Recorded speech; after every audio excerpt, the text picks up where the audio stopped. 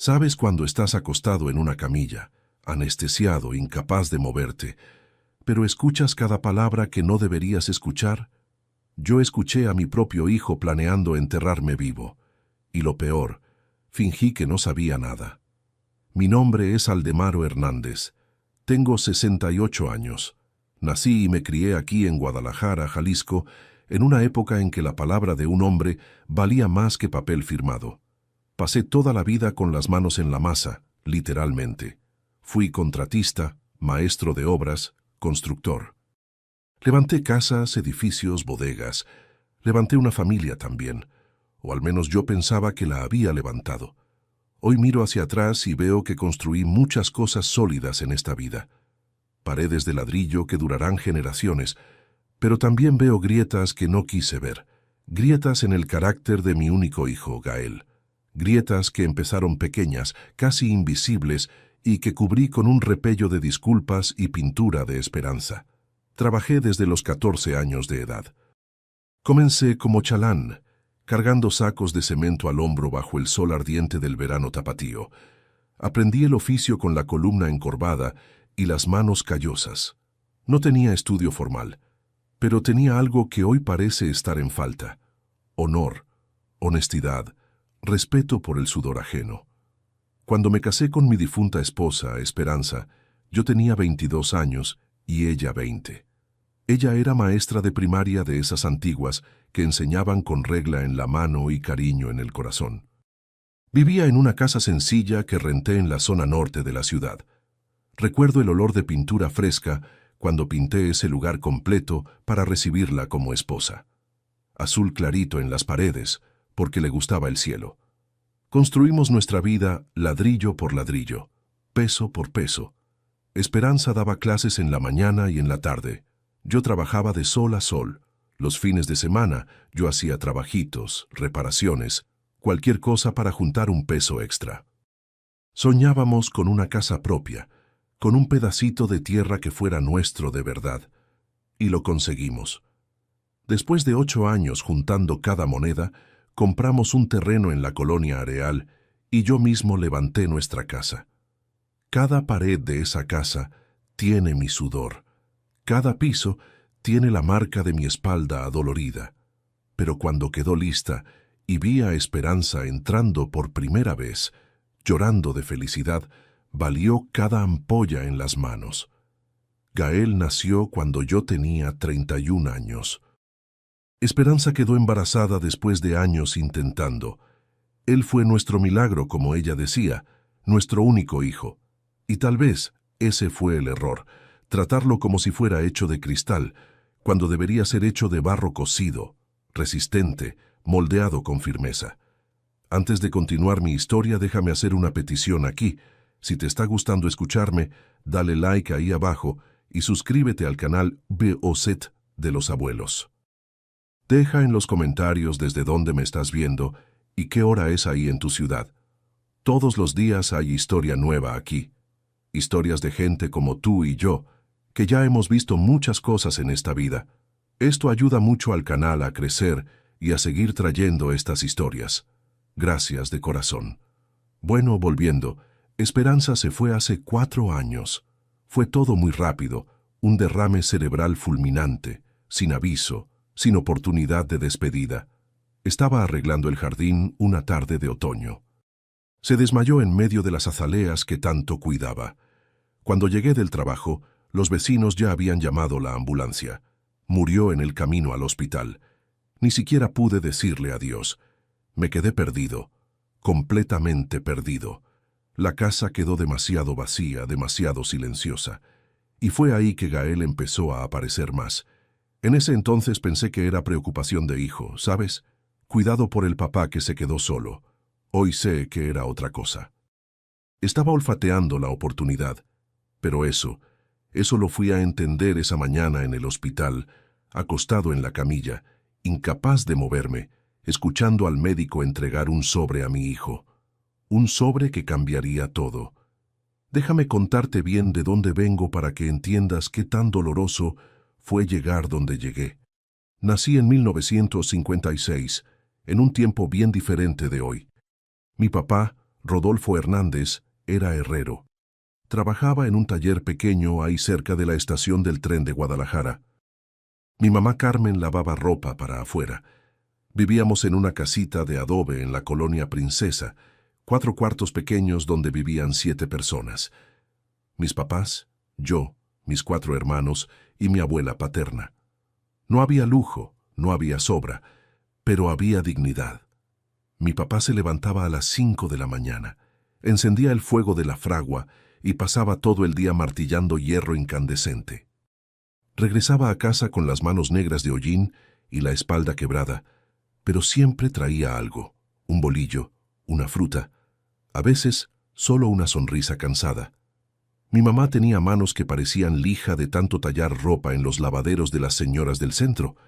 Ella tarareaba mientras trabajaba canciones antiguas, rancheras jaliscienses que mi abuela le había enseñado. Yo crecí escuchando esas canciones mezcladas con el ruido de los martillazos de mi papá y el olor de jabón de pasta. Estudié hasta 4º de primaria. Después mi papá dijo que me necesitaba en el taller.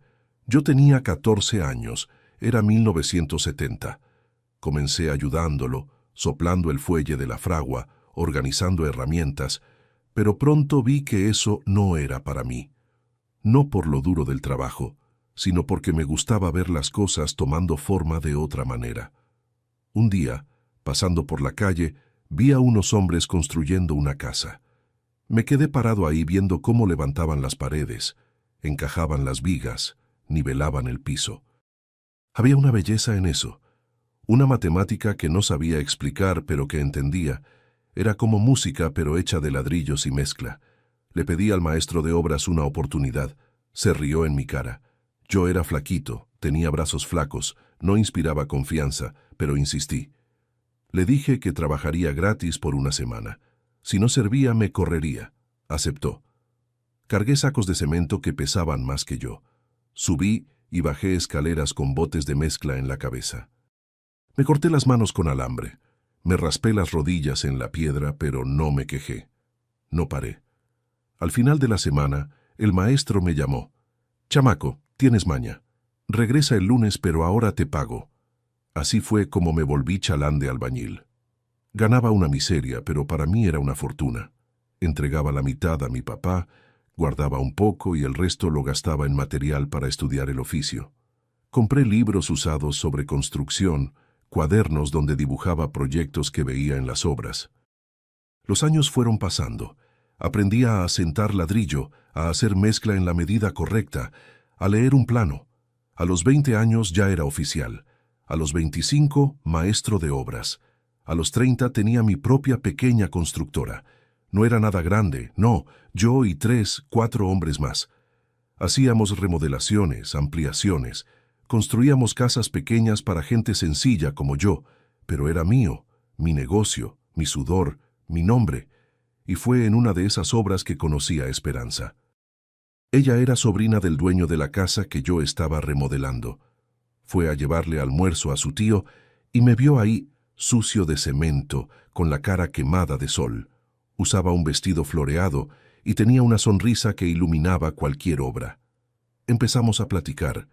Ella venía siempre con la disculpa de visitar al tío, pero yo sabía que era para verme y yo me esmeraba en el trabajo. Me quedaba hasta más tarde solo para garantizar que me encontrara todavía por ahí. 3 meses después le pedí que fuera mi novia. 6 meses después le pedí matrimonio. Nos casamos en una ceremonia sencilla en la iglesia del barrio. La fiesta fue en el salón parroquial mismo, con carne asada que hizo mi papá, pastel que encargó mi mamá con la vecina y música de un acordeonista que tocó gratis porque era amigo de la familia. Continuó dando clases. Yo seguí en la construcción.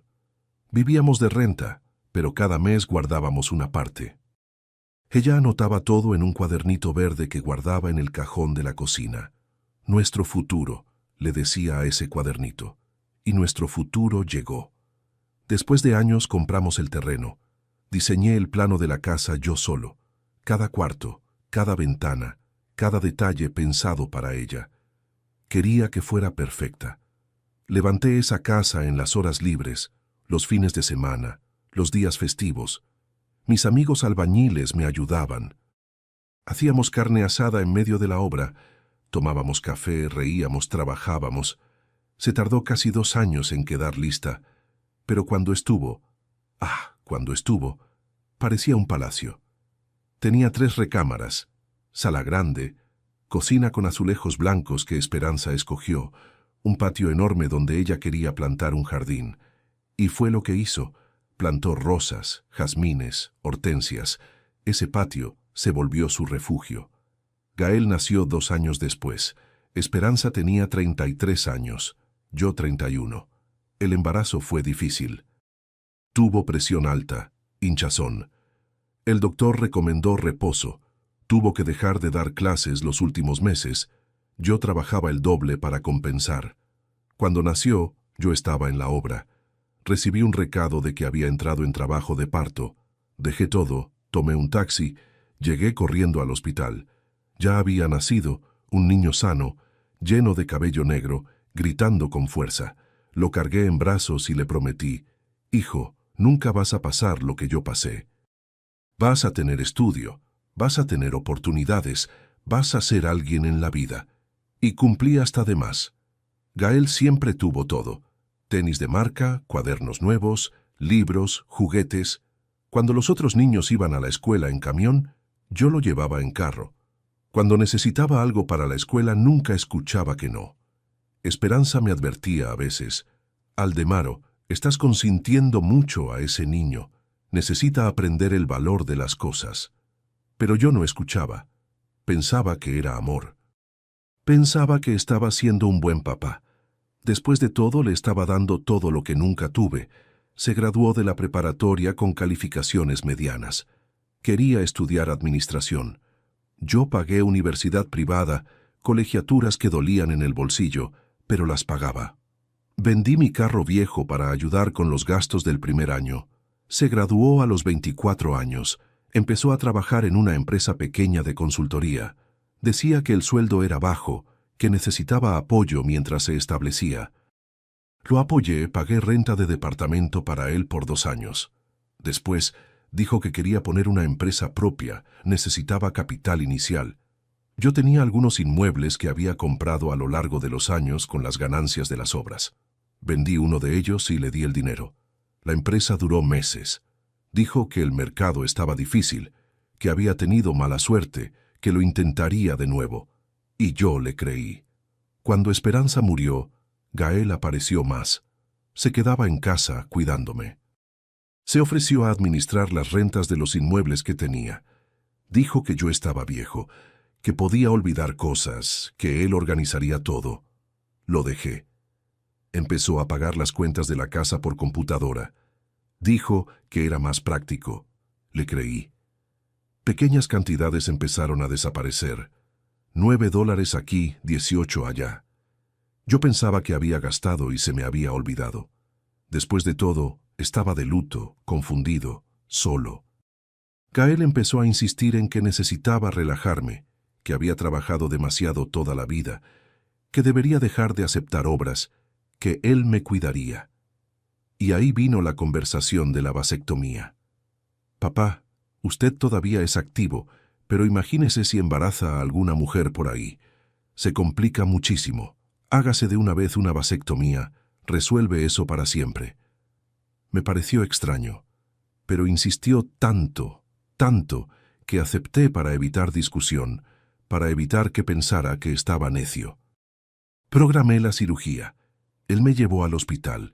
Se quedó a mi lado todo el tiempo, cariñoso, atento. Cuando me llevaron a la sala de cirugía, me apretó la mano. «Quédese tranquilo, papá. Después de esto, va a vivir más tranquilo».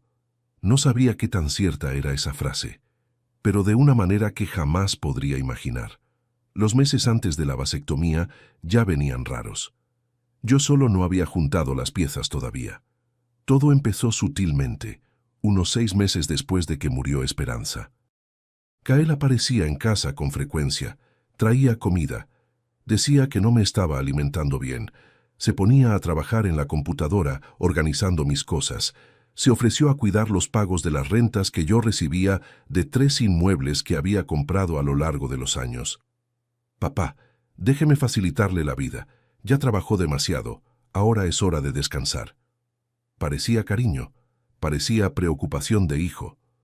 Y yo, viejo tonto, solitario, con la casa todavía oliendo a ausencia de esperanza, acepté todo.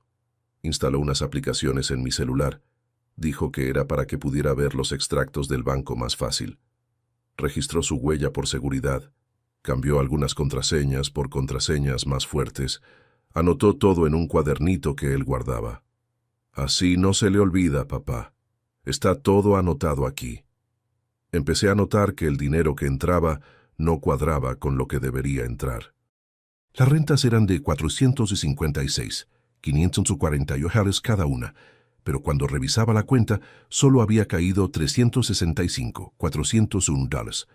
Cuando preguntaba, Gael tenía siempre una explicación lista. Papá, tuvimos que pagar predial atrasado de ese inmueble de la calle Voluntarios. ¿Recuerda que se le olvidó? O entonces, hubo una reparación en la tubería del departamento de la avenida López Mateos. Filtración. Tuve que llamar un plomero de emergencia. Y yo le creía. Pensaba que realmente se me había olvidado. Después de todo, después de que murió Esperanza, mi cabeza no estaba bien. Vivía distraído, perdido en pensamientos, rumiando la soledad.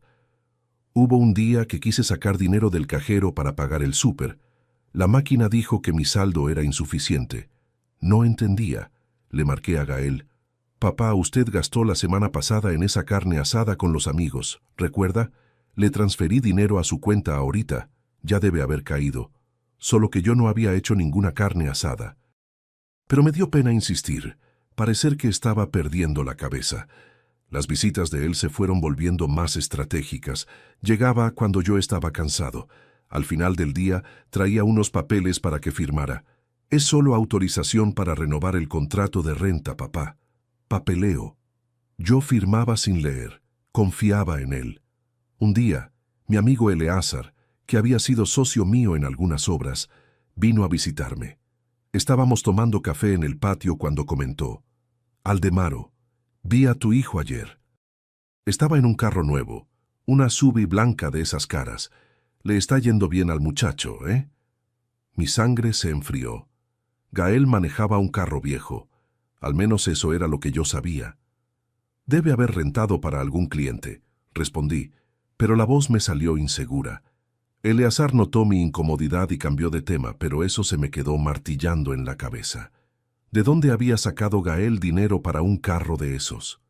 Empecé a prestar más atención. Me di cuenta de que usaba reloj nuevo, ropa de marca, había cambiado de celular. Cuando le pregunté, se rió. Papá, conseguí unos trabajitos buenos, consultoría. Está dando resultado. Quería creerle, pero la pulga detrás de la oreja no me dejaba en paz. 2 semanas antes de la cirugía, pasó algo que debería haberme despertado por completo. Recibí una llamada de un señor llamado Vicente. Era inquilino de uno de mis inmuebles, el departamento de la avenida López Mateos. Señor Aldemaro, disculpe que lo moleste, pero ¿realmente va a vender el departamento? Casi se me cae el teléfono. ¿Vender? ¿Quién dijo eso?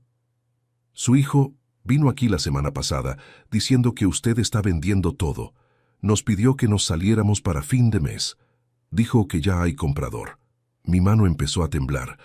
Le agradecí a Vicente, colgué y de inmediato le marqué a Gael. Contestó con esa voz tranquila de siempre. Hola, papá. ¿Todo bien? ¿Todo bien, Gael? Vicente me marcó, dice que le dijiste que se saliera del departamento. ¿Qué historia es esa de vender? Hubo un silencio del otro lado. Después suspiró como quien tiene paciencia con un niño necio. Papá, ya platicamos de eso. Se le olvidó otra vez. Recuerda que usted dijo que quería simplificar las cosas, vender los inmuebles y quedarse solo con la casa. Yo solo estoy ejecutando lo que usted pidió. Yo nunca pedí eso. Papá, usted está confundiendo las cosas. Eso es normal a su edad.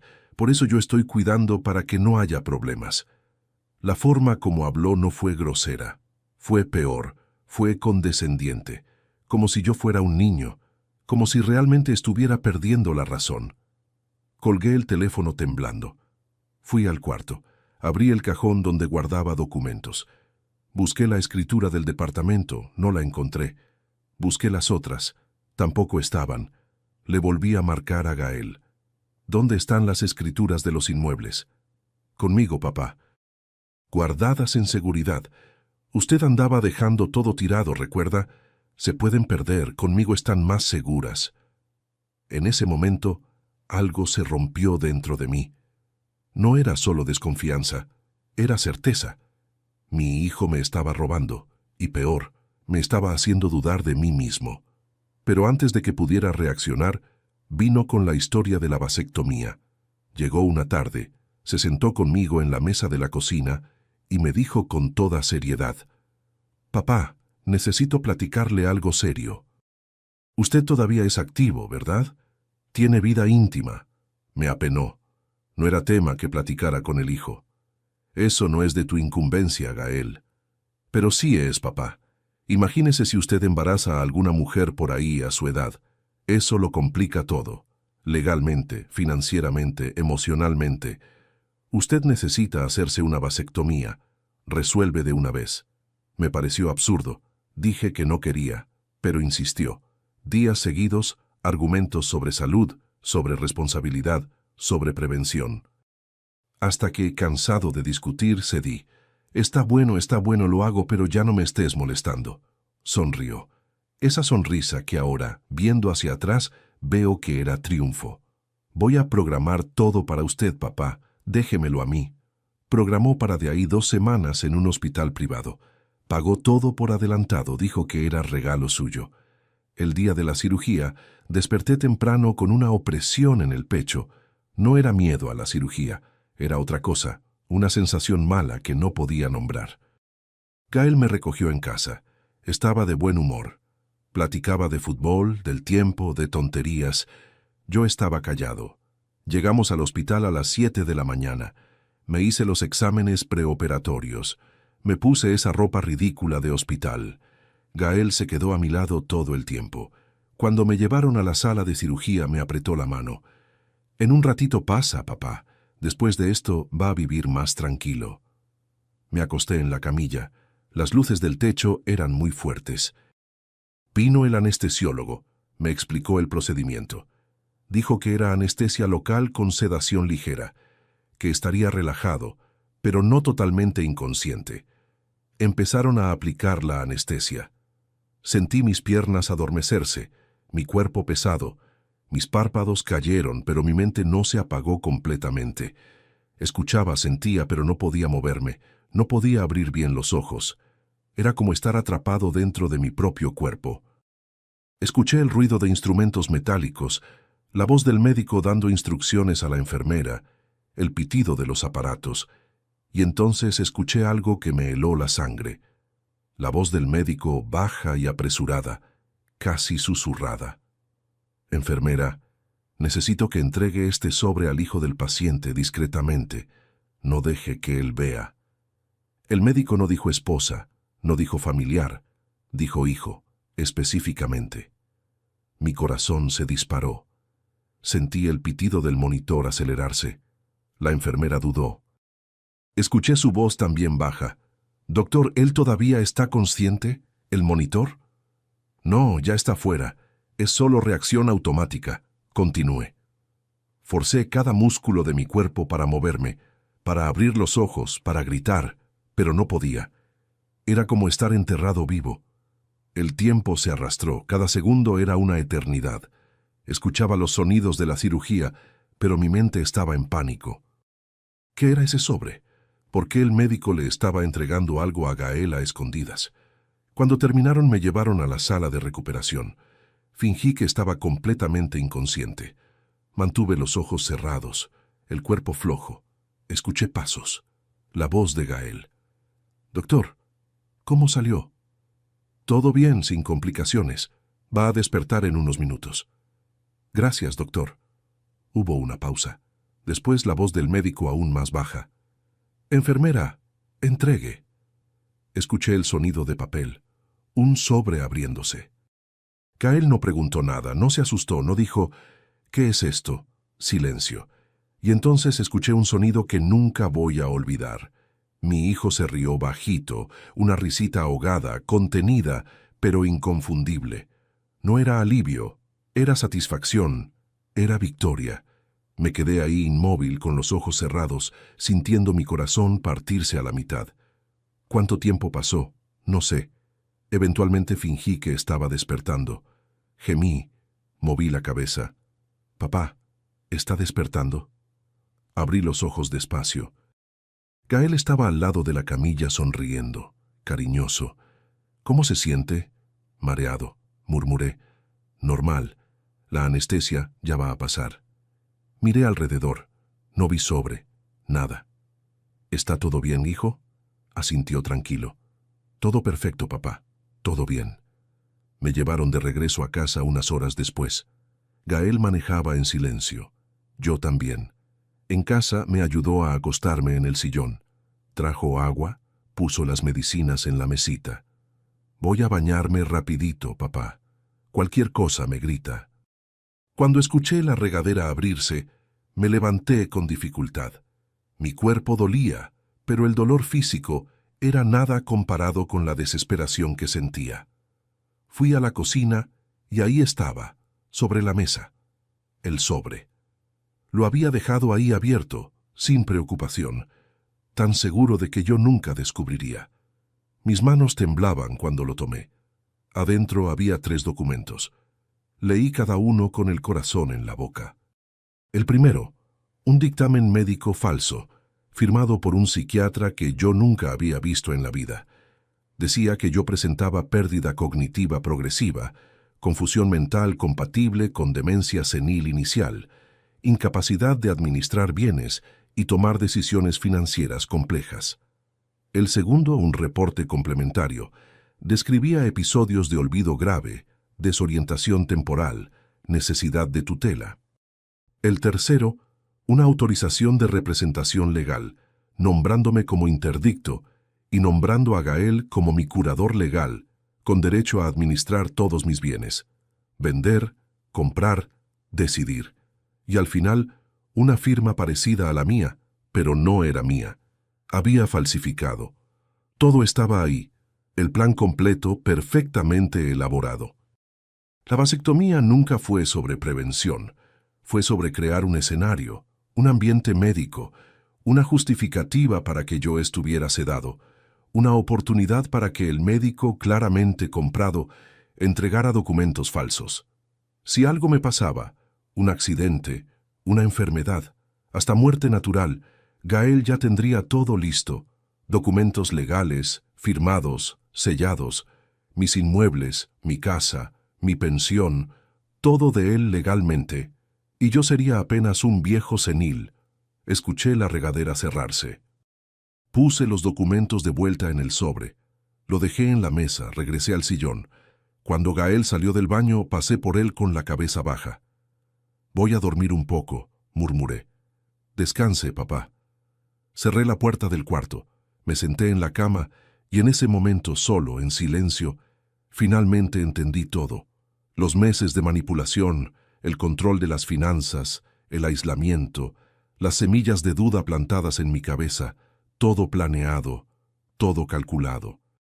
Mi hijo no quería ayudarme, quería enterrarme en vida, y estaba a un paso de conseguirlo, pero había un problema en su plan. Yo todavía estaba vivo, todavía estaba lúcido, y ahora sabía todo. Tomé mi celular viejo, ese que guardaba en el cajón, que Gael no sabía que existía. Le marqué a Eleazar. «Necesito tu ayuda, urgente». Mi voz tembló, pero no de miedo, de coraje. Eleazar llegó la mañana siguiente. Gael se había ido temprano, dijo que tenía compromisos, mejor así. Mi amigo entró, vio mi cara y no necesitó preguntar mucho. «¿Qué te hicieron, hermano?» Le conté todo, cada detalle. Le mostré el sobre, leyó los documentos con el ceño fruncido. «Hijo de la...» Perdón la palabra, Aldemaro, pero ¿qué hijo de la chingada? Eleazar había sido constructor también. Trabajamos juntos por años, pero se había jubilado hace 5 años y ahora vivía tranquilo en un rancho en los alrededores de Guadalajara. Era discreto, confiable y tenía algo que yo necesitaba desesperadamente, una red de contactos. Tengo un amigo, dijo guardando el celular después de hacer una llamada. Abogado de los buenos, jubilado también, pero aún atiende casos específicos. Te va a recibir hoy en la tarde. A las 3 de la tarde estaba en el despacho del LIC, Armando Peña, un señor de cabello blanco, lentes de lectura en la punta de la nariz, modo serio, pero gentil. Leyó los documentos en silencio, después se quitó los lentes y me miró.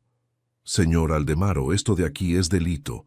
Falsificación de documento, fraude, tentativa de interdicción fraudulenta. Su hijo puede ir a la cárcel. Sentí una opresión en el pecho.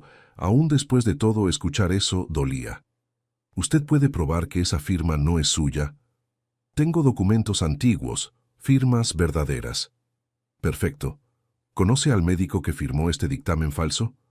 Nunca vi a ese hombre en la vida. Lic. Armando sonrió.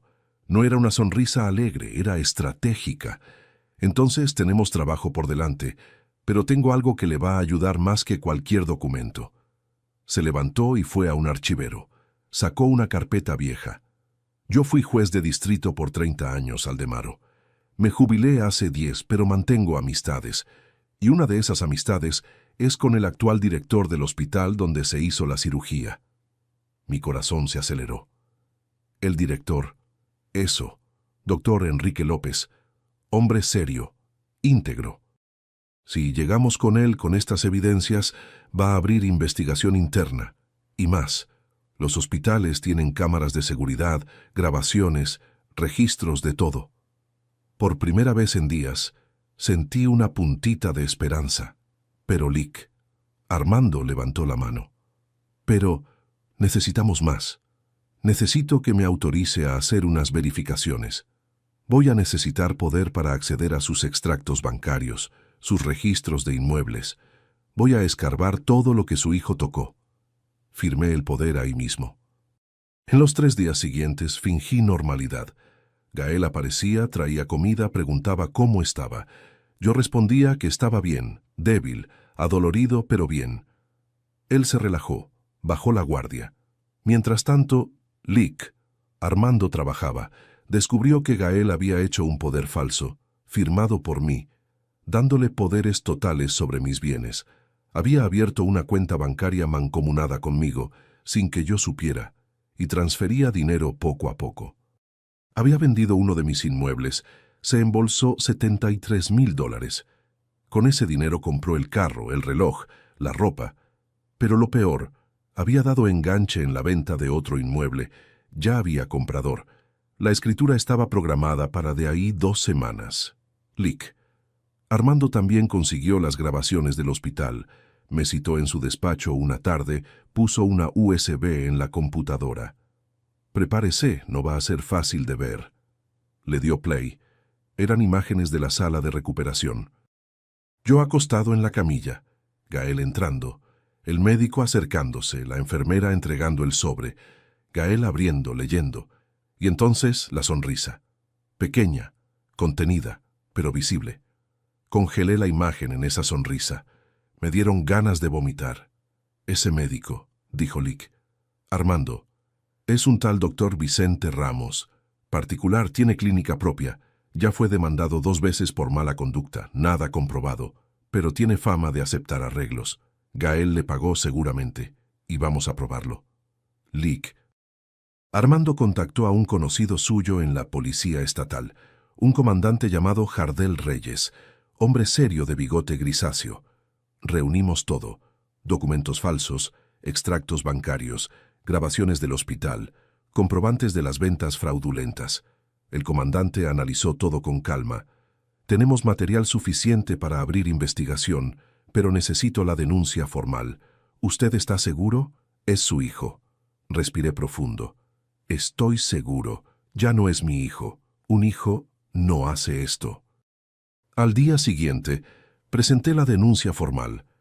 El comandante Jardel pidió autorización judicial para investigar las cuentas de Gael, monitorear movimientos, rastrear el dinero. Descubrieron que tenía deudas, muchas deudas, tarjeta de crédito reventada, préstamos atrasados. La empresa que intentó abrir quebró porque desvió dinero de los inversionistas. Estaba desesperado, y yo era su solución. 2 días después, recibí una llamada del LIC. Armando.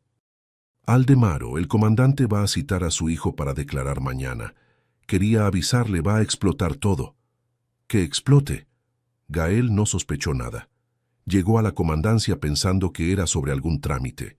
Cuando vio al comandante, al abogado, los documentos esparcidos en la mesa, se le fue el color de la cara. Yo estaba ahí, sentado en una esquina, callado. Me vio y se puso pálido. «Papá, ¿qué está pasando?» El comandante Jardel respondió por mí. «Gael Hernández, usted está siendo investigado por falsificación ideológica, fraude, apropiación indebida y tentativa de interdicción fraudulenta. Usted tiene derecho a un abogado». Gael abrió la boca, la cerró, me miró. «Papá, esto es un malentendido. Yo solo estaba tratando de ayudarlo». Me levanté despacio, caminé hasta él. ¿Ayudar? Falsificando el dictamen médico, falsificando mi firma, vendiendo mis inmuebles, robando mi dinero. Necesitaba, papá. Estoy ahogado en deudas. No tenía opción. Siempre hay opción, Gael. Tú escogiste traicionarme. Trató de tomar mi brazo. Me aparté. Papá, por favor, soy su hijo. Lo miré a los ojos. Esos ojos que había visto abrirse por primera vez en la maternidad, que había visto brillar de alegría cuando ganó su primera bicicleta, que había visto llorar cuando murió su mamá, pero ahora solo veía a un extraño. «Hijo», le dije con la voz quebrada, «no hace lo que tú hiciste». Y salí de la sala. Gael fue procesado. El médico también. Descubrieron que había recibido $2,737 de Gael para falsificar el dictamen.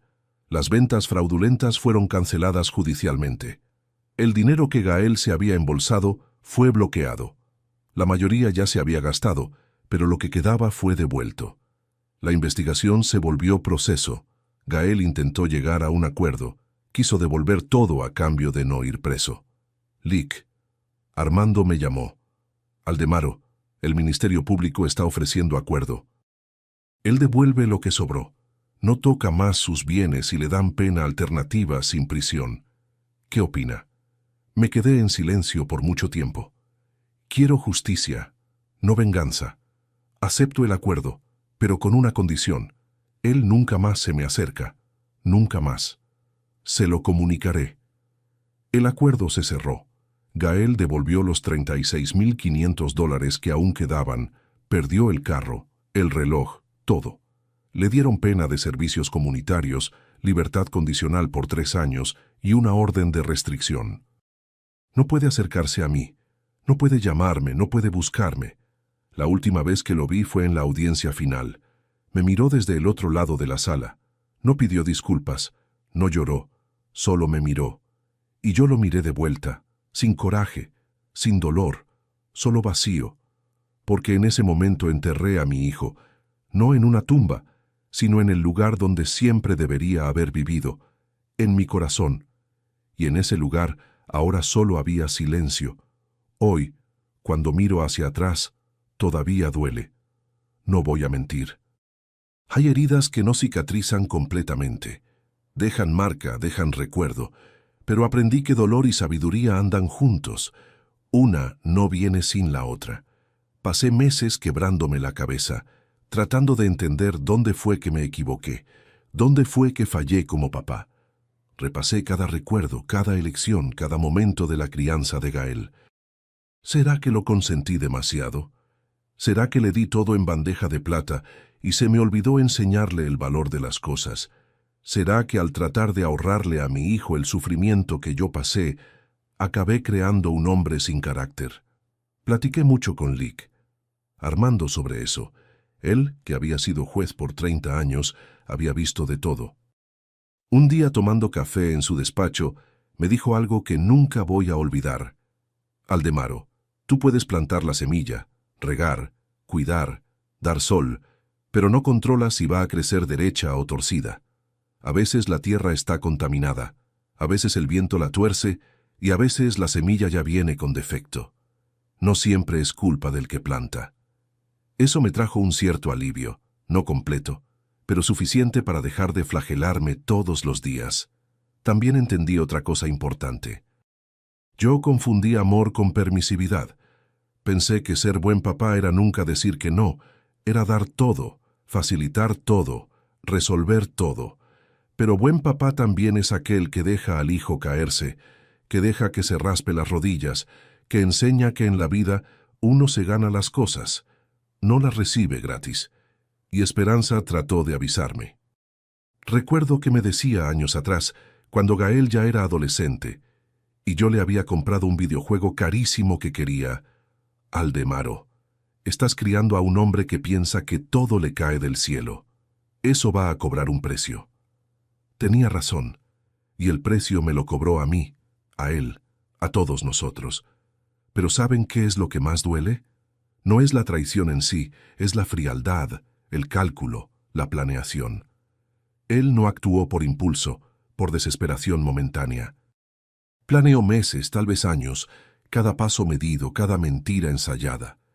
Eso muestra algo sobre el carácter de una persona. Muestra que en el fondo, muy en el fondo, no había amor. Tal vez nunca lo hubo. Y tuve que aceptar eso, aceptar que el hijo que crié, el hijo que amé, tal vez nunca me amó de verdad. No de verdad. Yo era un medio, un recurso, una fuente de dinero. Aceptar eso fue como morir un poco, pero también fue renacer. Porque cuando aceptas la verdad, por más dolorosa que sea, te liberas. No necesitas fingir más, no necesitas ilusionarte más. Puedes ver la realidad de frente y decidir qué hacer con ella. Después de que todo terminó, me quedé solo en casa por un tiempo. Eleazar venía a visitarme casi todos los días. Lick. Armando también. Hasta el comandante Jardel apareció una vez fuera de servicio, solo para tomar café y preguntar cómo estaba. Aldemaro, me dijo, en 30 años de policía he visto mucho hijo malo, pero también mucho papá bueno. Usted es uno de ellos, no se le olvide eso. Eso me emocionó. Lloré frente a él, no de tristeza, de gratitud. Gratitud porque todavía existe gente buena en el mundo, gente que se preocupa. Eleazar fue quien me ayudó a salir del hoyo. Un día apareció en casa con una propuesta. Aldemaro, te estás consumiendo aquí solo. Vente conmigo al rancho. Vamos a trabajar un poco. Nada pesado. Solo para que te distraigas. Fui y acabé quedándome casi 3 meses por allá. El rancho de él está en Tonalá, unos 20 minutos de Guadalajara, lugar tranquilo, aire puro, silencio. Arreglábamos cerca, cuidábamos la huerta, reparábamos un galón viejo que tenía ahí. No era trabajo pesado, era terapia. Las manos ocupadas, la mente descansando. En las noches nos sentábamos en el corredor, tomábamos tequila que hacía la cuñada de él. Platicábamos de la vida, de los viejos tiempos, de las obras que habíamos hecho juntos, de los errores, de los aciertos. Fue ahí que conocí al grupo de la tercera edad del barrio rural. Gente sencilla, campesinos jubilados, maestras antiguas, gente que había vivido mucho y aprendido a vivir con poco. Doña Clara, una señora de 72 años viuda, me dijo algo que me marcó. Señor Aldemaro, ¿sabe cuál es la ventaja de llegar a nuestra edad? Es que ya no tenemos tiempo para guardar rencor. La vida se pone muy corta. O perdonamos y seguimos, o nos morimos amargados. Yo escogí seguir. Ella había perdido al marido en un accidente de tractor.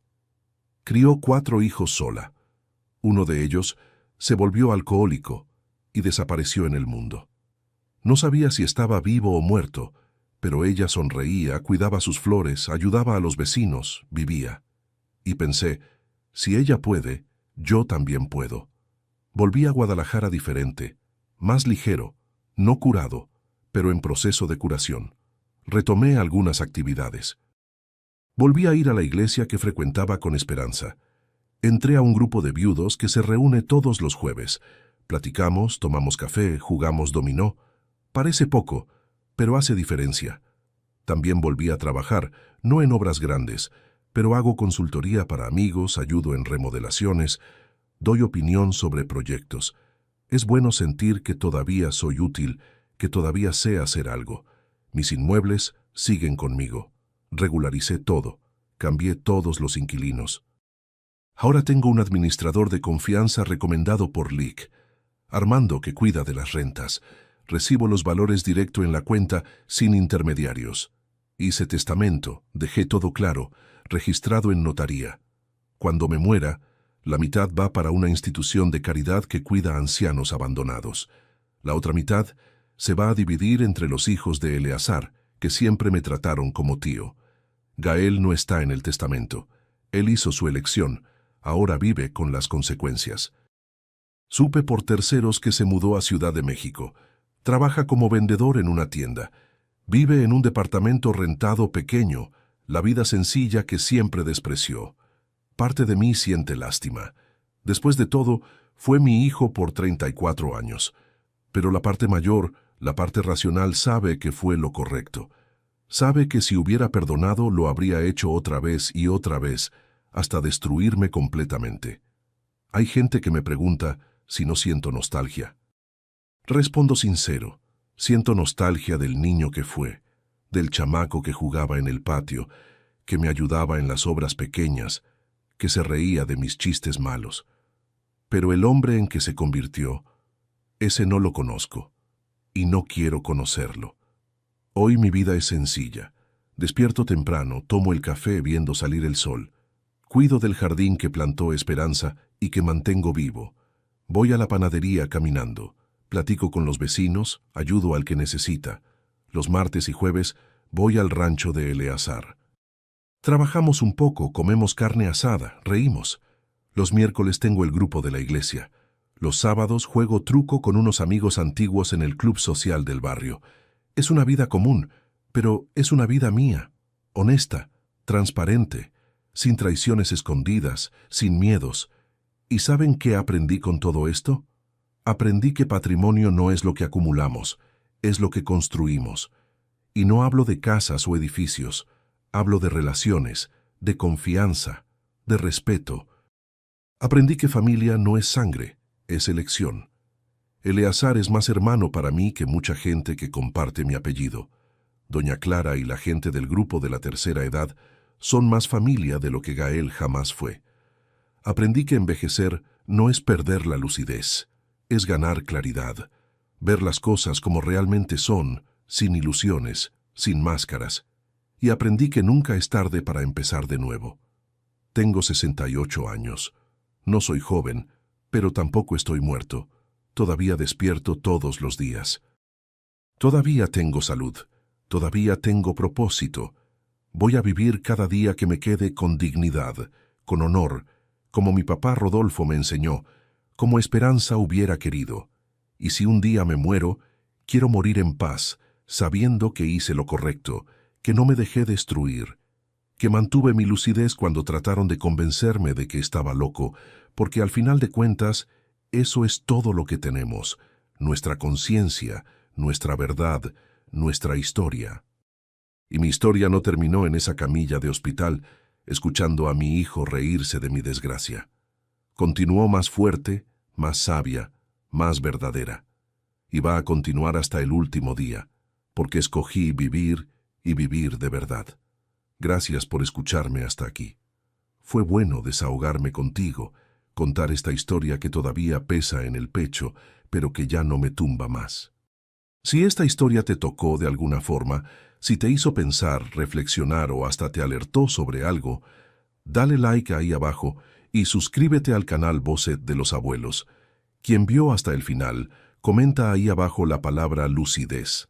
Esa palabra significa mucho para mí, porque fue exactamente eso lo que tuve que probar, que todavía tenía lucidez, aun cuando trataron de pintarme como loco. Y no dejen de revisar las otras historias aquí del canal. Aquí en la pantalla tienen 2 que les van a gustar. Historias de otros viejos como yo que vivieron, sufrieron, pero no se rindieron. Un abrazo fuerte de este viejo de aquí. Y recuerden, nunca es tarde para empezar de nuevo. Nunca.